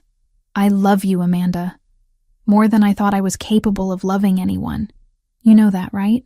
"I know." I pulled him down for a kiss. "I love you too. Even when you're being dramatic about protecting us from threats that haven't even materialized yet. Someone has to worry. You're too busy being practical and handling everything with grace. One of us has to be." I ran my fingers through his hair. "Now stop talking and come here." He did. And for a while there was nothing but us and the life we were building together. Complicated and dangerous and absolutely worth every risk. Outside, Miami's night sounds filtered through the windows, and in the next room, Daniel slept peacefully, protected by more security than most people could imagine, and more love than any child could need. This was our life now. Imperfect, sometimes scary, but ours. And I wouldn't trade it for any amount of simple safety. 2 weeks after the engagement dinner, I stood in front of the full-length mirror in our bedroom, smoothing down the ivory silk dress that Sophia had helped me choose. Simple, elegant, with enough room in the bodice to accommodate the early pregnancy that only Joseph and his family knew about. My hair was loose, the way Joseph preferred it, with small white flowers tucked into the waves. "You look beautiful." Sophia appeared in the doorway, already dressed in a deep plum gown. "Ready?" Nervous. I turned from the mirror. "Is that normal?" "Completely normal. I cried through my entire wedding to Gabriel's father, and we divorced 3 years later." She crossed the room, adjusted one of the flowers in my hair. "But this is different. Joseph loves you in a way I've never seen him love anyone. You're doing the right thing." The ceremony was planned for the back garden of the Key Biscayne house, overlooking the ocean. Small and intimate, just Joseph's sisters and their families, a few trusted business associates, and Marco's security team positioned discreetly around the perimeter. Nothing elaborate. Nothing that would draw attention we didn't want. Maria appeared with Daniel, who was dressed in a tiny suit that made him look impossibly grown up for 9 months old. He reached for me immediately, and I took him carefully, mindful of my dress. "Your son has been charming everyone," Maria said. "Gabriel's been watching him while we got ready. He's good with babies. He gets it from you." I kissed Daniel's forehead. "Thanks for handling him while I was getting dressed." "That's what aunts are for." Maria's expression turned serious. "Amanda, I know this world is scary sometimes. The things Joseph does, the dangers that come with being part of this family. But you should know that we protect our own absolutely. You and Daniel and this new baby, you're ours now. Nothing will hurt you while we're here." The certainty in her voice reminded me of Joseph, that same absolute conviction that family was worth any cost. Julia knocked on the doorframe. "It's time." Joseph's getting impatient downstairs. The walk down to the garden felt surreal. Sophia carried Daniel while I held a small bouquet of white roses, my hand shaking slightly as we approached the setup overlooking the water. Joseph stood under a simple arch decorated with more flowers, wearing a dark suit that made his eyes look almost black in the afternoon light. When he saw me, everything else faded. The guests, the security team, the elaborate setup. None of it mattered except the way he was looking at me like I was the only thing in the world worth seeing. The ceremony itself was brief. Traditional vows with a few personal additions. Joseph's voice steady as he promised to love and protect me and our children for the rest of his life. When it came time for my vows, I had to pause to steady my voice. "I promise to love you even when you're overprotective." To trust you with my life and our children's lives. To build this family with you, whatever that takes. I squeezed his hands. You saved me when I needed saving, and now I choose you every day. The officiant pronounced us married, and Joseph kissed me with enough intensity that someone in the audience whistled. Daniel, in Sophia's arms, made a complaining sound about being ignored, which made everyone laugh. The reception was casual, tables set up on the patio with Cuban food from Joseph's favorite restaurant, and a small cake that Maria had somehow managed to organize despite the short timeline. I moved through it in a daze, accepting congratulations and trying to eat something despite my stomach being nervous. Joseph found me by the railing overlooking the ocean, brought me a glass of sparkling water since I couldn't have champagne. You okay? You've been quiet. Just overwhelmed. Good overwhelmed. I leaned against his side. We're actually married now. We are. You're stuck with me officially. He wrapped his arm around my waist, his hand settling naturally over where our second child was growing. No backing out now. Wouldn't dream of it. We stayed like that for a moment, watching the sun start to sink toward the horizon, turning the water gold and orange. Behind us, I could hear his family laughing. Daniel's gurgling voice as Gabriel entertained him, the normal sounds of people who loved each other being together. I need to go to a meeting tonight. Joseph's voice was apologetic. The Russians want to renegotiate part of our agreement. It shouldn't take long, maybe 2 hours, but I need to be there. Tonight? On our wedding night? I know. I'm sorry. But this is important. And if I don't show it, looks like weakness. He turned me to face him. Stay here with security. Marco's team will be around, and my sisters are staying for dinner. I'll be back before Daniel's bedtime. I wanted to argue, wanted to insist that surely one night could wait, but I'd agreed to understand his world, and this was part of it. Business didn't stop for weddings or convenience. Okay, but you owe me. I'll make it up to you. He kissed me thoroughly. I promise. Joseph left an hour later, taking most of his security detail with him. Marco stayed behind with 2 other men, positioned around the property. Sophia and Maria were in the kitchen helping to clean up, their kids scattered through the house in various stages of sugar crash from wedding cake. I was changing Daniel's diaper in the nursery when I heard it. Glass breaking downstairs, then shouting. My heart stopped. Every maternal instinct screaming danger. I scooped Daniel up, held him against my chest, and moved to the door. Marco's voice came from the hallway, urgent but controlled. Mrs. Rinaldi, stay in the nursery. Lock the door. What's happening? Intruder. We're handling it. His footsteps were already moving away, down the stairs toward the commotion. I locked the door with shaking hands, backed away with Daniel, who was starting to fuss, sensing my fear. Through the floor, I could hear more shouting, furniture scraping, then a voice that made my blood run cold. Where is she? Where's Amanda? Ryan.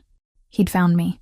Somehow, despite everything, he'd found where we lived, and decided tonight was the night to force a confrontation.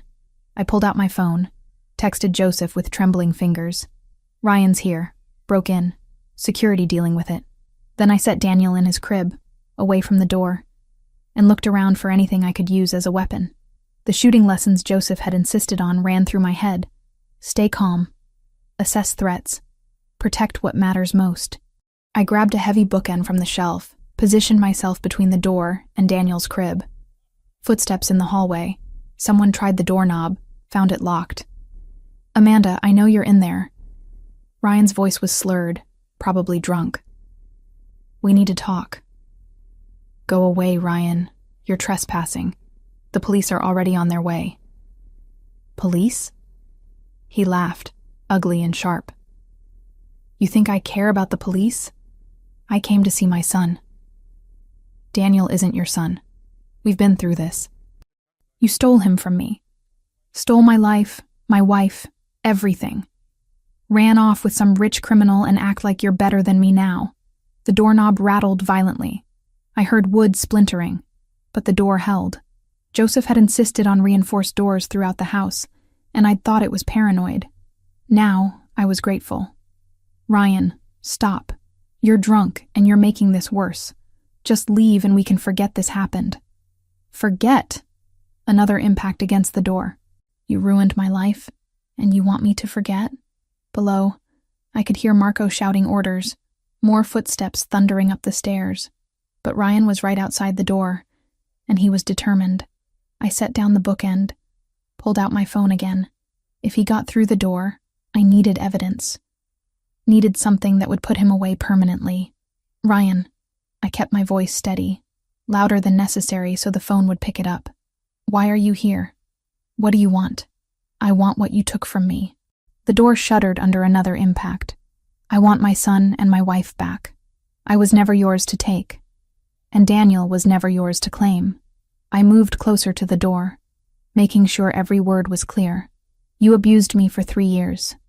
Told me I was worthless. That no one would ever want me. Then you showed up in that cafe and mocked me for being pregnant with someone else's baby. You lost any right to my life when you chose to be cruel. I wasn't cruel. I was honest. You got fat and lazy, and I told you the truth. I was pregnant and scared, and you humiliated me in public. Anger was replacing fear now, giving me strength. You've spent months trying to punish me for moving on, for finding someone who actually treats me with respect. But this ends tonight, Ryan. You're trespassing, threatening me and my child, and you're going to prison for it. The door burst open suddenly, the lock giving way. Ryan stumbled through, his face flushed and furious, and I saw in his hand what looked like a tire iron. You think your criminal husband can protect you from everything? He took a step forward. Think you're so special now with your big house and your new family? I think I'm done being scared of you. I stood my ground between him and Daniel's crib, phone still recording in my hand. And I think you're about to find out what happens when you threaten someone under protection. Marco appeared in the doorway behind Ryan, weapon drawn. Drop it. Now. Ryan spun, raising the tire iron, and Marco moved with professional precision. Within seconds, Ryan was face down on the floor, hands secured behind his back, the tire iron kicked away across the room. 2 more security team members appeared, helping to restrain Ryan while he shouted threats and obscenities. I turned away, went to Daniel's crib where he was crying from the noise and chaos, scooped him up and held him close. It's okay, baby. It's over. You're safe. Sophia rushed in moments later, Maria right behind her. They took in the scene, Ryan being dragged out by security, me holding Daniel while trying not to shake. Are you hurt? Sophia's hands were on me, checking for injuries. Did he touch you? No. I locked the door, and he couldn't get through until Marco got here. I showed her the phone, still recording. I got everything. Him threatening me, admitting to the harassment, everything. Good. Sophia took the phone carefully. This is enough to put him away for years, especially with the trespassing and attempted assault charges. Police sirens wailed in the distance, getting closer. Marco had already called them, had Ryan contained outside until they arrived. I sank into the rocking chair, still holding Daniel, trying to process what had just happened. Joseph arrived 20 minutes later, his meeting abandoned the moment he got my text. He took the stairs 3 at a time, burst into the nursery where Sophia and Maria had stayed with me, his face pale and furious. Are you okay? Is Daniel hurt? He pulled us both into his arms, checking us over with shaking hands. We're fine. Marco and his team handled it. Ryan's being arrested downstairs. I should have been here. Joseph's voice was rough. Should never have left you alone tonight. You left me with security and your sisters, and I handled it. I pulled back to look at him. I wasn't the scared woman from that cafe anymore, Joseph. I protected our son, and I got evidence that will keep Ryan away permanently. I did it. Pride and relief warred in his expression. You did. You were incredible. He kissed my forehead, then Daniel's. But I'm never leaving you alone again. Not for meetings, not for anything. That's not sustainable, and you know it. I don't care. He held us tighter. You're too important, both of you. The police took statements, collected the phone recording as evidence, and took Ryan away in handcuffs. He was charged with breaking and entering, trespassing, attempted assault, and violation of the restraining order that Joseph's lawyers had secured months ago. With the recording and witnesses, the prosecutor promised he'd see significant prison time. Later, after everyone had left, and Daniel was finally asleep, Despite the evening's chaos, Joseph and I lay in bed in the darkness. "Some wedding night," I said. Not what I'd planned. His hand found mine under the covers. "But you were right earlier. You're not who you were when this started. You're stronger, capable. You protected our son when I wasn't here. I learned from the best." I shifted closer. Plus, I was really angry. Angry that he thought he could still intimidate me, that he crashed our wedding day, that he threatened Daniel. The anger made me brave. "Remind me never to make you angry. Too late. You left our wedding for a meeting." "I did. And I'll spend the rest of our lives making that up to you." He rolled to face me, his hand settling on my stomach. "All three of you. Speaking of which, your daughter has been making me nauseous all day. I couldn't eat half the wedding food." "My daughter?" His voice held amusement. "I'm calling it. This one's a girl, and she's going to be just as stubborn as you. God help us all." But he was smiling. "A daughter. That would be perfect." We fell asleep like that, tangled together. The chaos of the evening fading into just another story we'd tell our children someday about the night everything changed. 9 months later, I woke to gentle sunlight streaming through the windows and the sound of Joseph singing Italian lullabies in the nursery. Our daughter, Lucia, had been born 3 days ago, a week past her due date, and determined to make an entrance on her own schedule.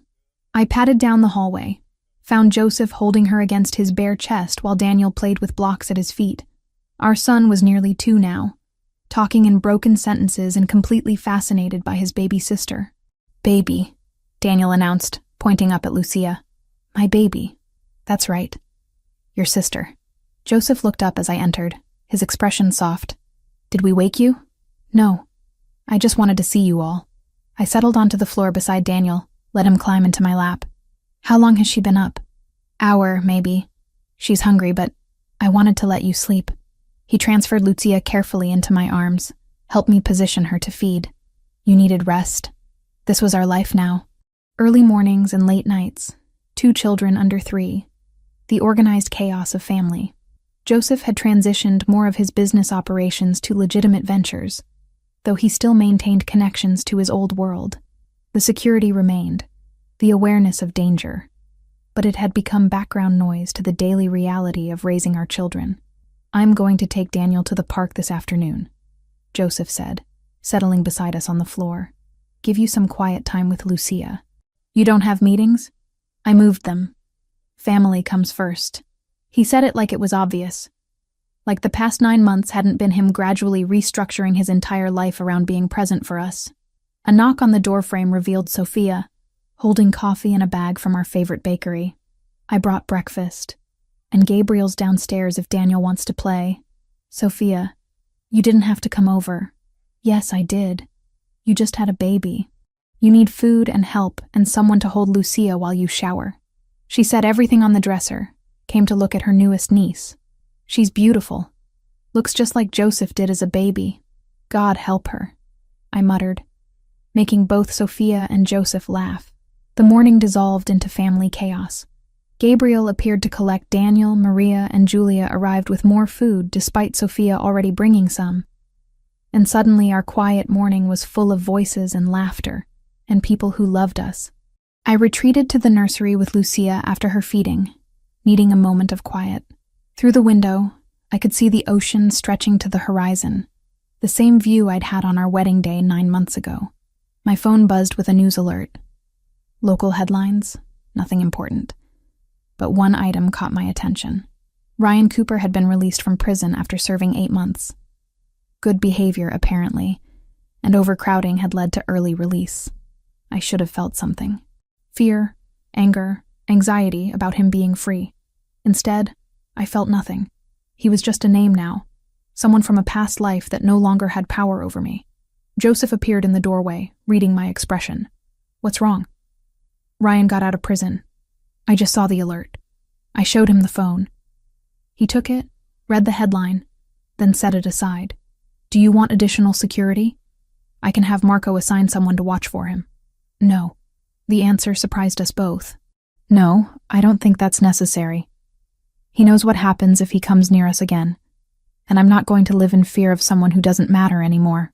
Joseph studied me for a long moment, then nodded. Okay, but if that changes, if you feel unsafe at all, tell me. I will. I looked down at Lucia, sleeping peacefully in my arms, but I don't think it will. I have too much to protect now to waste energy being scared of Ryan. Later that afternoon, I was walking with Lucia in the stroller through the park near our house when I saw him. Ryan, standing by a bus stop, looking thinner and older than I remembered. He saw me at the same moment, his eyes widening with recognition. I could have turned around, could have called for Joseph or security. Instead, I kept walking, pushing the stroller past him without breaking stride. He opened his mouth like he was going to say something, but I looked right through him, acknowledging his presence without giving it weight. Behind me, I heard him take a step forward, then stop. Probably saw the security detail that followed me everywhere. Probably remembered what happened the last time he tried to confront me. I didn't look back, just kept walking with my daughter, toward the playground where Joseph was pushing Daniel on the swings, toward the family we'd built from broken pieces and second chances. That night, after both children were asleep and the house was finally quiet, Joseph and I sat on the back patio overlooking the ocean. He had his arm around me, my head resting on his shoulder, both of us exhausted but content. I saw Ryan today, I said into the comfortable silence. At the park. Joseph tensed slightly. Did he approach you? No, I just walked past him. He didn't matter.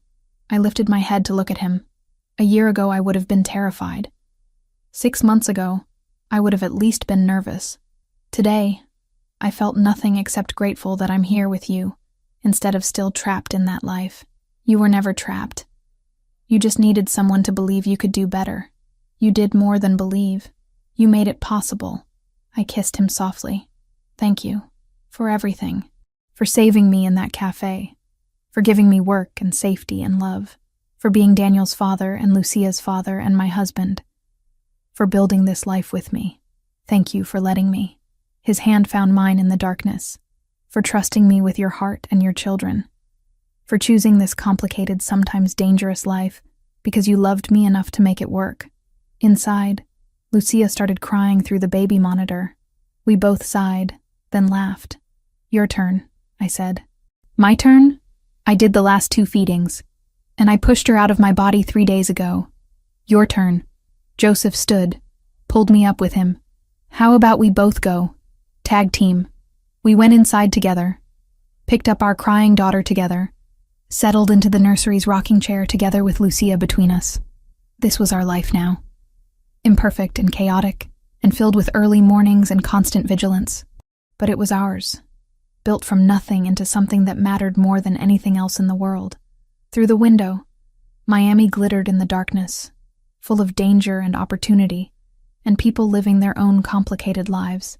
But in this house, with my husband beside me and our children sleeping peacefully, I had everything I'd ever wanted, and more than I'd ever dared to dream was possible. Ryan Cooper was free somewhere in that city, but he no longer had power over my story. That belonged to me now, to the family I'd chosen and the life I'd fought to build. And nothing, not my past or present dangers or future uncertainties, could take that away.